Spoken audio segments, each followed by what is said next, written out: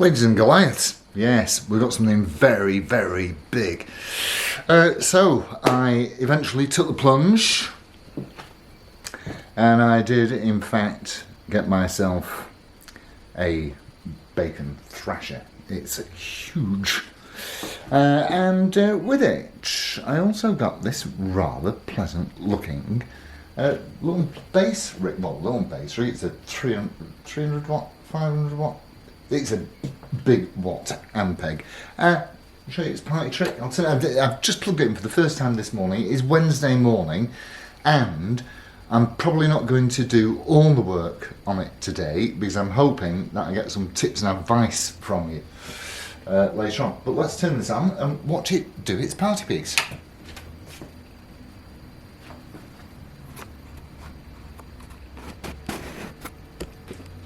Isn't that nice? I like that. So there you go. That is so groovy. I just want to keep turning it on and off. And, you know, as you move the dials around, it, yeah, so, it all works.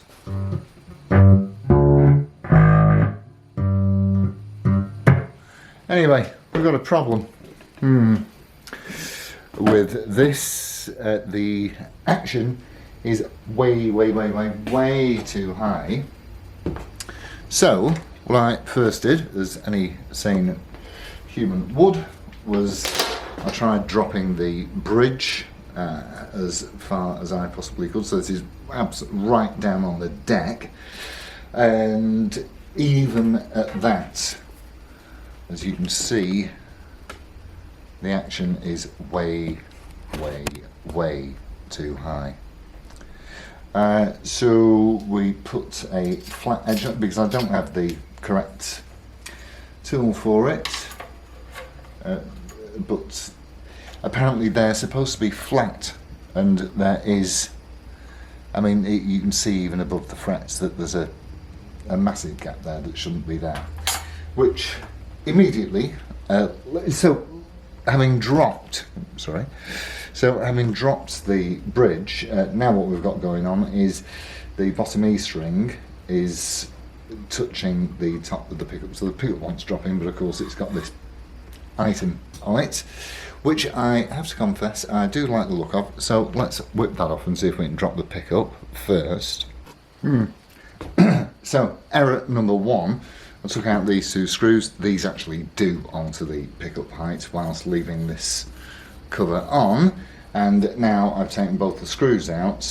Obviously the nut that's behind here has gone somewhere, so I'm going to take the strings off and take the whole damn thing off. Right. Okay, so that's all the strings removed, and now let's see what we've got under here. That which is right.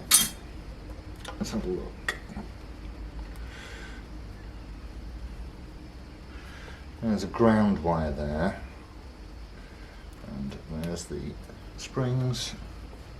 So, well, I reckon let's just put it all back together, and yeah, that should be that. Yeah, right, okay, get that back on. Okay, so that's got the pickup cover off, and now we can see what we're doing. So anyway, probably may go back on at some point, maybe not. So this is a 2003 model according to the serial number, and what we want to achieve is getting the action down. So this is where I'm asking for a bit of help. So apparently these have got two truss rods inside them, because I've never had one of these in before.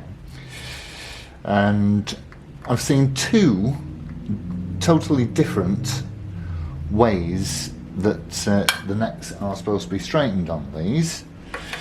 One is that you just adjust the truss rods in the usual and normal way, and the other one is I've seen guys loosening the truss rods off and then physically bending the neck under tension and then tightening them back up again, which just seems wrong to me, because that, in my experience, isn't how truss rods work. So, answers on a postcard to the usual address. It's been a funny morning this morning, and quite busy. Yeah, that all looks correct down there, you see. So, at least we do know that we have a proper Rickenbacker, because that is what they look like. Yes, that is good.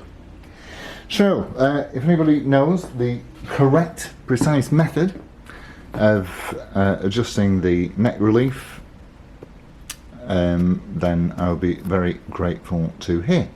Now, in other news, I'm not going to do anything to it until I have a better idea of what I'm doing. So, in other news, whilst we've been waiting, we've taken delivery of a parcel. So let's look at that. In fact, actually, 2 parcels. This arrived, well, it actually arrived yesterday. I've not opened it yet. Do you remember those 3 studios that I had in, and one of them had the wrong truss rod cover on? It was about 18 months ago. Well, the correct truss rod cover has just arrived. Not the fault of backs, it's just that they can't get the stock from Gibson. So, that's interesting. Right, let's have a look at this guitar. Right, let's have at it.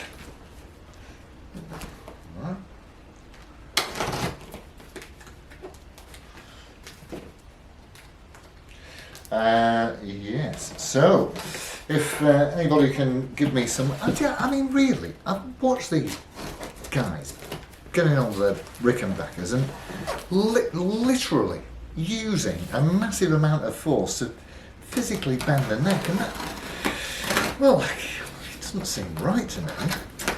And yet Dave, on Dave's World of Fun Stuff, he adjusted it in the normal way, which, you know, I would have thought, well, let's face it, he actually knows what he's doing, doesn't he?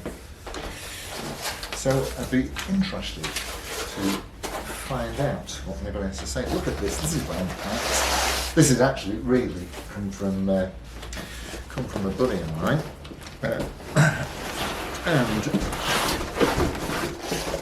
it's one of those fabulous cases. I do like these.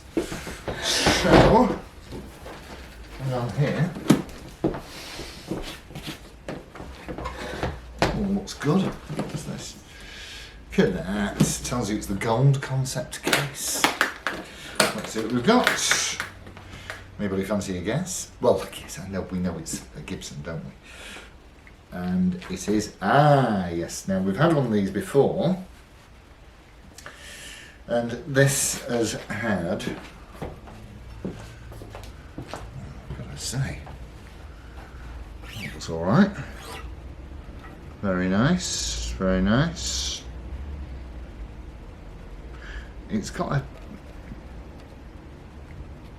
that's not the standard bridge. Oh, I see, it's one of those intonatable ones. Oh, right, yeah, okay, fair enough.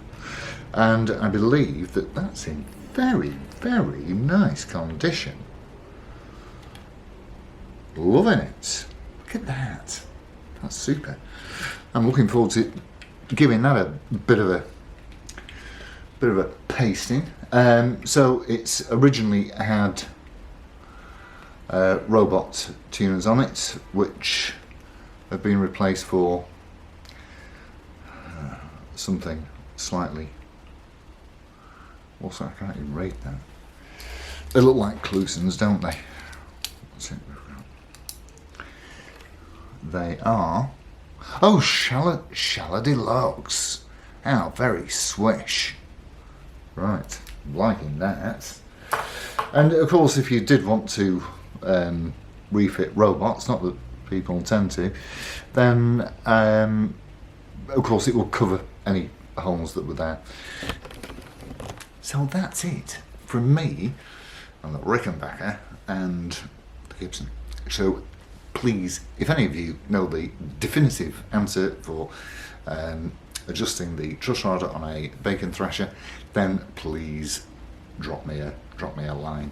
Okie dokie. I'll see you on Saturday. Have a lovely rest of the week, folks. Ta-ra. Hang on. Hang the futtock on.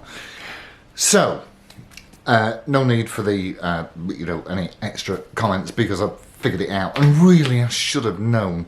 As I told you, there is a video out there from Dave's World of Fun Stuff. Dave is a proper luthier, it seems to me, anyway. And so, what I want to show you is this on here that I saw that really kind of confused me. So let's just have a little clip of this, and then I'll show you another little clip of how to adjust the truss rod on a 4003 Rickenbacker bass guitar. This is hilarious. Now I'm doing the bass side, turning left. Okay, I loosened it off. And I loosen the treble side off a little bit more. Always turn it left to loosen it off. Okay. It's a little tight, but it comes out. Okay, and then one more turn on the bass side truss rod. Okay, now I got them both loosened off. Okay, now I'm going to put my hand here on the fingerboard and the nut. I don't want anything breaking.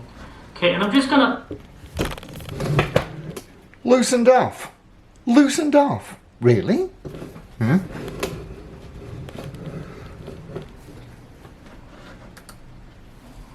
Gently pull down, push down on the neck. Okay? And do not do this. Using my do eye, not do tightening this. It down the neck, and it looks good. So I'm going to tighten. Now I'm going to tighten both up. And once again, gently tightening up the truss rods. And then I'm going to go right. Okay. If I get the freaking rod in there. Okay, there it goes. Okay, that's the treble side. One turn. Bass side. One turn. Okay, it's getting tight and I'm snugging it up. Okay, treble side. I'm going to give it one more turn on the treble side. Okay. Yeah, right. There's. So I use my previous knowledge of truss rods, and although there are two on a Rickenbacker bass, then that will make a difference. But actually, it's really, really clever. And so do not do this because it's wrong. It's the wrong thing to do. The Rickenbacker bass truss rods work in the same way as a single truss rod does. So for crying out loud, if you've seen this, or I'm going to show you another one which is even funnier. Actually, I think the guy's drunk when he does it. So let's just have a look at that, and then I'll explain to you what it's all about. Here are some more pearls of wisdom. Please do not try this at home. And let's see what this gentleman can tell us about how to adjust the truss rods in a Rickenbacker 4003. I'm doing this under tension. Now, this rod, the wrench fits over the rod perfectly, so I'm going to just loosen it back, which this is almost completely loose anyway. And I'm going to loosen the treble side. Now, what I'm going to do is kind of hold the bass guitar with my legs, and then I'm going to put one foot here, one foot there, and I'm going to bend this sucker back, okay? Let's see if we can get this on video, okay? I'm going to bend the sucker back as far as I can, and I'm going to tighten the rods. Okay, there you go. There's one tight. Okay. And there's, let's bend this back. Bend this back as much as I can. Okay? And then tighten that sucker up. Okay? Now, what I've done is I basically, let's zoom out. This one's aluminum. You can order an aluminum or brass one. what you've done is you've basically, potentially, absolutely knackered your 2,000 quid guitar. So, what I do need to tell you is this, is that the truss rods on a Rickenbacker behave in the exact same way as the truss rod on any other guitar at all.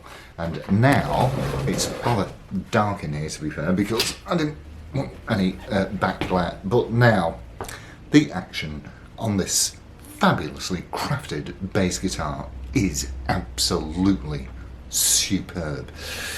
So, please be careful about whose advice you buy. And yes, so Rickenbacker, very well made, really astonishingly well made, and they sound awesome. But for crying out loud, do not put it between your feet and bend the sucker back, because that could potentially cause an awful lot of damage. So with that, I will bid you all fond farewell, and it's adios amigos, ta-ra. We'll get it reviewed in a couple of weeks probably. As you know, I don't play bass guitar, so that'll be down to Big Steve to play it for me until I learn how to use one. Just a couple of little shout outs to be fair.